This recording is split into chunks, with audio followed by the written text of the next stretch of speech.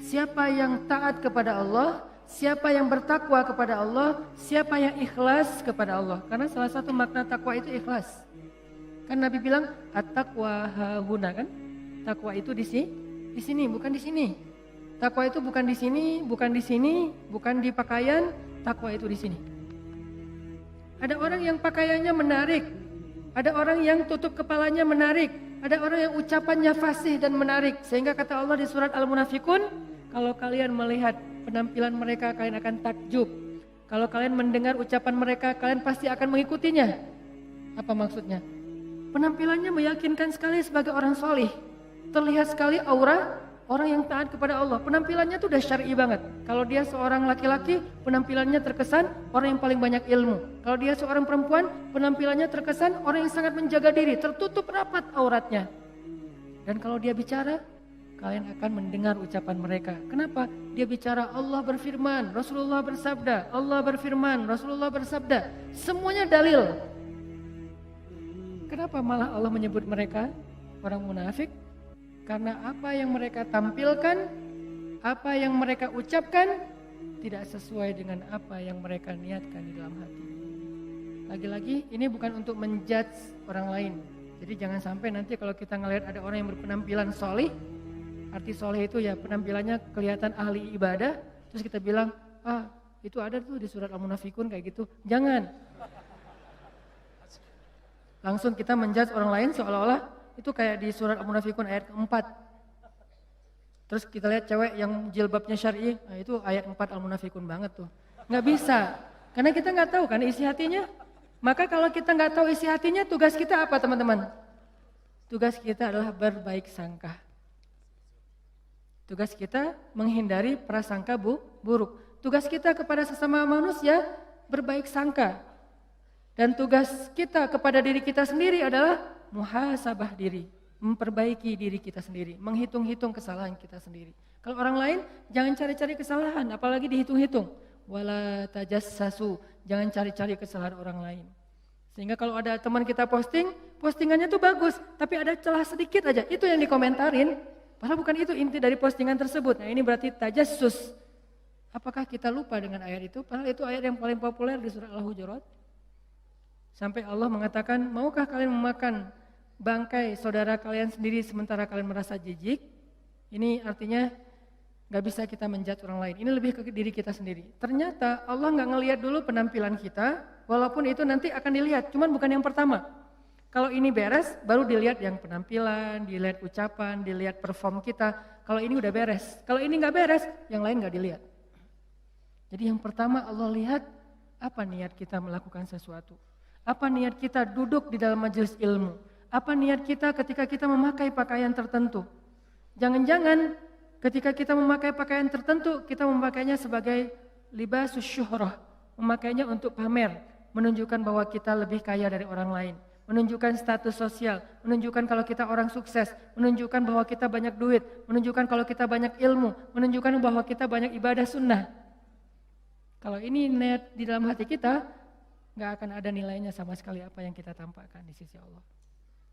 Dan kalau Allah sudah menolak, nanti kita minta apa aja gak akan dikabulkan oleh Allah Subhanahu Wa Taala. Ya Allah, kurang apa lagi? Saya udah tahajud, saya udah sedekah, saya udah tilawah, saya udah hafal Quran, saya udah berjihad, saya udah bantu orang lain, saya udah. Kenapa saya hidupnya kayak gini ya Allah? Tanyakan kembali, istafti qalbak, tanya ke hatimu. Kenapa kita melakukan itu? Karena Allah atau karena yang lain? Ri'a an-nas. Kadang-kadang kita melakukannya udah ikhlas, tapi di tengahnya riya.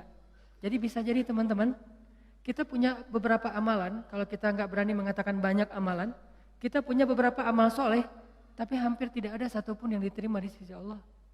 Kenapa Ustadz? Ikhlas kok Ustadz? Di awal, bisa jadi di tengahnya riya. Enggak, di tengah saya tetap ikhlas, bisa jadi di akhirnya riya. Enggak, di akhirnya masih ikhlas, bisa jadi barusan aja riya. Setelah after years, setelah beberapa tahun. Sehingga kalau kita nggak punya modal amal soleh yang diterima di sisi Allah, gimana kita mau mengangkat kedua tangan kita? Makanya kadang-kadang kan ujiannya kayak gitu. Di awal udah ikhlas, saya nih pengen tilawah yang bagus karena biar orang-orang sholatnya pada khusyuk. Allahu Akbar, ikhlas kan? Alhamdulillahi Rabbil Alamin. Ikhlas. Ar-Rahmanir Rahim. Masih ikhlas. Maliki Yaumiddin. Ada yang nangis di belakang. Mulai bagus juga ya suara saya. Habis tuh. Teman-teman pikir imam dengan bacaan yang bagus berarti pahalanya lebih banyak dari teman-teman? Belum tentu. Bisa jadi makmumnya dapat untung dari bacaan yang bagus karena dia khusyuk, dia bisa nangis, dia bisa nyaman. Sementara imamnya nggak dapat apa-apa loh. Ini, tapi kita nggak bisa menjudge imam juga ya. Begitu imam baca Alhamdulillahi Rabbil Alamin, pamer. Nggak bisa. Entar jadi susah tuh, semua salah ya, serba salah. Baca bagus salah, baca jelek, imam nih bacaannya kok gini banget sih, jadi serba salah. Ini bukan menjudge orang lain, udah aja masing-masing. Kalau imam bacanya bagus, ya kita husnuzon, Masya Allah bacaannya luar biasa. Kalau banyak orang yang khusyuk gara-gara ini berarti pahalanya banyak banget nih, kan kita cemburu ya. Si imamnya, astagfirullah, kalau gak dibagusin, Allah suruh yang bagus-bagus. Kalau bagus-bagus amat, entar sombong. Karena emang bagus sih. Itu habis tuh. Aduh, ngeri banget teman-teman. Di tengah masih ikhlas, nggak kegoda. Kan riya itu kan bukan maunya kita ya. Riya itu kan wasawisus syaitan, yuwaswisu fi sudurin nas. Dia yang mengebisikin, tapi di akhir selesai datang. Alhamdulillah Ustadz, sambil gini, ada tisu nggak? Saya baru pertama nangis dalam sholat, suara Ustadz luar biasa. Bapak nggak pernah dengar di YouTube saya. Sombong, ya. Bapak nggak baru kenal saya. Gitu, atau bukan karena pujian orang lain teman-teman, karena diremehin sama orang lain. Pernah diremehin orang terus jadi riya? Saya pernah ngisi di beberapa masjid agung.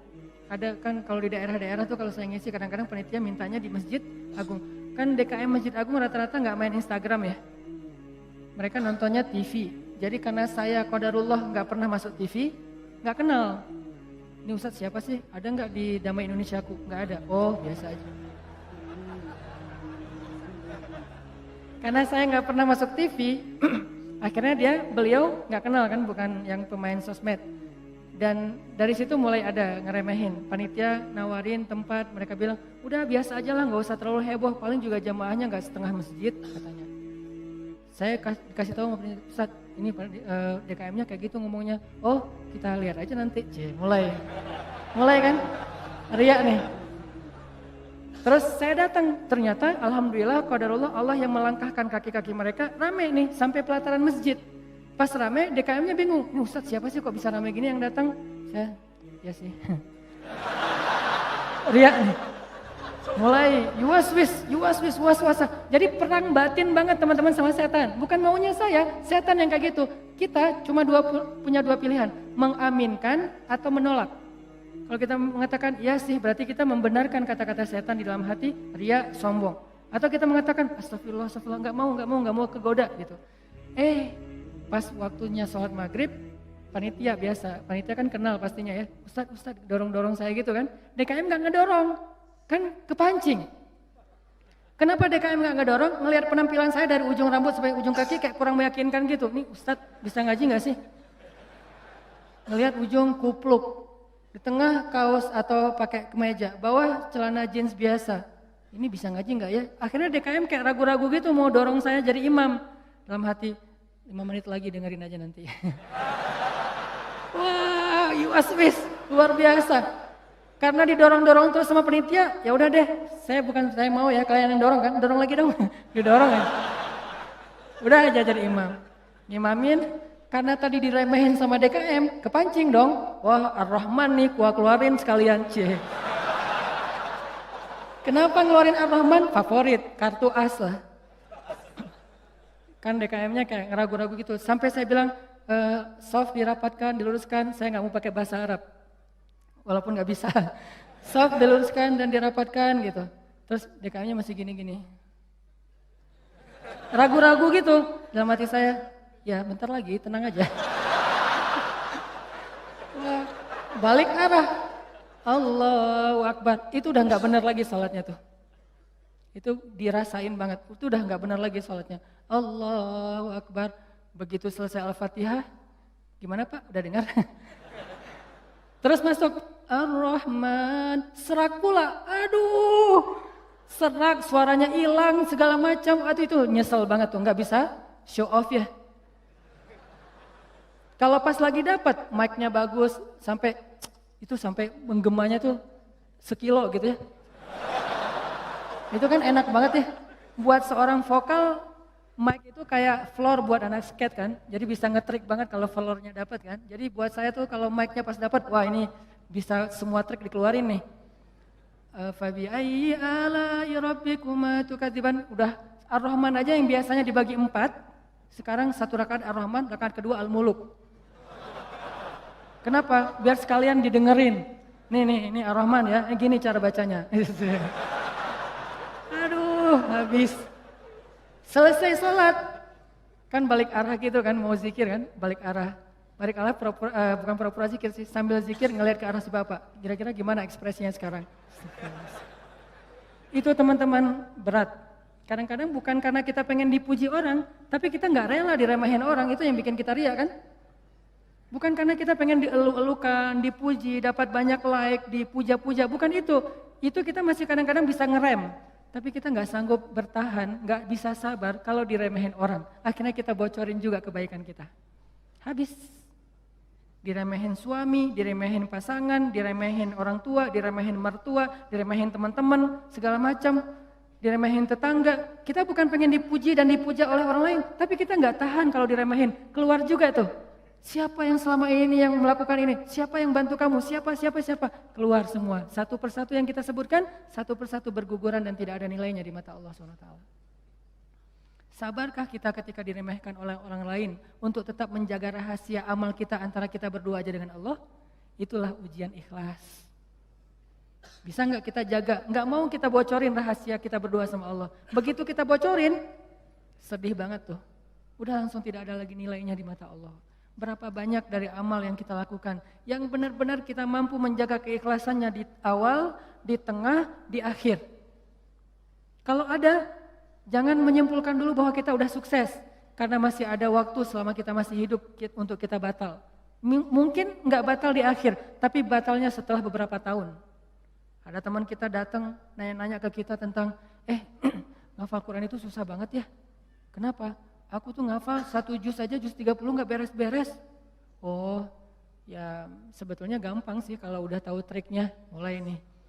Emang idealnya ngafal Quran berapa lama? Ya tergantung orangnya, ada yang 10 tahun, ada yang 5 tahun, ada yang 2 tahun, 3 tahun, setahun. Kalau aku sih alhamdulillah 6 bulan khatam. Habis semuanya tuh. Ngafal Quran emang gampang, capek, susah loh. Yang susah itu bukan ngafalnya, murojaahnya kan, ngejaga hafalan. Udah hafal 5 juz, biasanya baru kerasa capeknya tuh setelah 5 juz kata orang-orang yang hafal.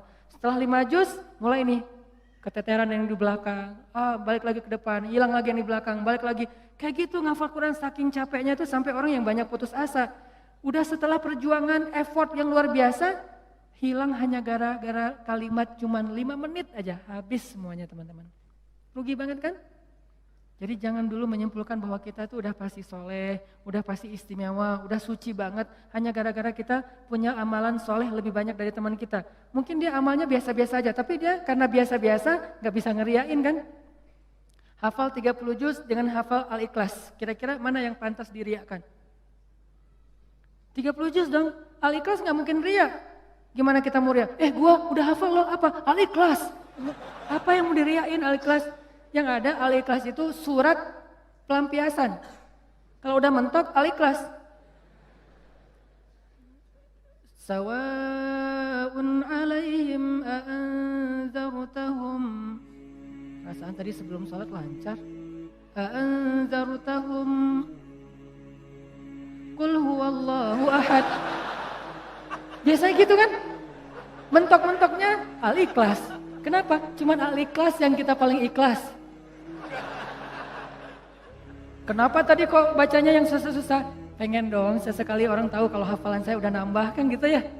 Pengen dong orang tahu, kayak kadang-kadang kan kita suka pengen melakukan sesuatu yang orang lain gak bisa lakukan.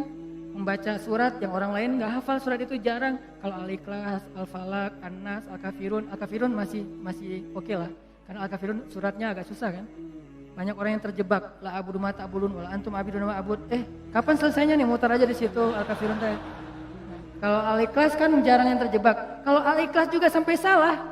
Ini ngeri banget nih. Jadi mungkin jangan ngeremehin dulu teman-teman. Ada teman kita yang hafalnya, kamu hafal surat apa? Enggak, cuma dikit dari At-Takatsur sampai An-Nas doang. Itu juga gara-gara modal sholat taraweh. Karena dia taraweh selalu dengar itu kan, di taraweh suka dengar ayat itu ya, akhirnya kehafal sendiri. Dia nggak pernah sombong, dia nggak pernah riak karena hafalannya sedikit.